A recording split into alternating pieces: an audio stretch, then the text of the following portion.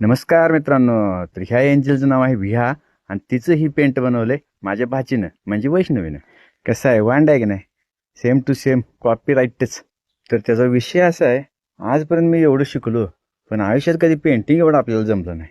आमच्या आयुष्यात एवढं जमलं, दोन डोंगर त्याच्यामधनं उगवलेला सूर्य, साईडनं चाललेली नदी, इकडे एक झाड तिकडे एक झाड, दोन म्हशी दोन रेडकं. ह्याच्या व्यतिरिक्त आयुष्यात आम्हाला काही पेंटिंग जमलं नाही बा. पण आपल्याला जे जमलं नाही तीच आपली पुढची पिढी करत असत्या, ती चित्रावरून समजत असेल. हे आता आमच्या वैष्णवीचं युट्यूबला चॅनल आहे, वैष्णवी कागले म्हणून, तुम्ही सर्च करू शकताय. असल्या पेंटिंग रांगोळी मेहंदी काढायला तशी वैष्णवी एक्सपर्ट आहे, खतरनाकच.